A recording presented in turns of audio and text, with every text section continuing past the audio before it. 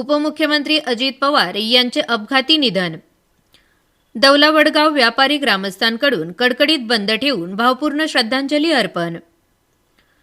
महाराष्ट्र राज्याचे उपमुख्यमंत्री अजित पवार यांचे विमान अपघातात दुर्दैवी अकाली निधन झाल्याने संपूर्ण महाराष्ट्रात शोककळा पसरली आहे. या घटनेच्या निषेधार्थ व दिवंगत आत्म्यास श्रद्धांजली अर्पण करण्यासाठी दौलावडगावात कडकडीत बंद पाळण्यात आला. सकाळपासूनच दुकाने, व्यावसायिक आस्थापना बंद ठेवून ग्रामस्थांनी एकजुटीने शोक व्यक्त केला.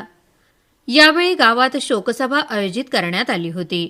शोकसभेला सरपंच भरत जाधव, माजी सरपंच भानुदास फसले सर, उपसरपंच बाळासाहेब कोहेक सर, उपसरपंच नंदकुमार फसले, युवा नेते महादेव डोके, ग्रामपंचायत सदस्य गोटीराम कोहे, महादेव कोहे, ताज ड्रायव्हर, श्यामराव फसले, सतीश कोहे, शौकत मेजर यांच्यासह ग्रामस्थ सदस्य, विविध संस्थेचे पदाधिकारी व ग्रामस्थ मोठ्या संख्येने उपस्थित होते.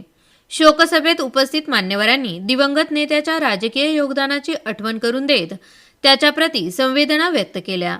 अकाली निधन ही महाराष्ट्रासाठी मोठी हानी असून अशा प्रसंगी गावाने एकत्र येणे हीच खरी श्रद्धांजली आहे, असे मत वक्त्यांनी मांडले. कार्यक्रमाच्या शेवटी 2 मिनिटांचे मौन पाळून दिवंगत अजित पवार यांच्या प्रतिमेस भावपूर्ण श्रद्धांजली अर्पण करण्यात आली. या शोकसभेमुळे गावात एकात्मतेचे दर्शन घडले.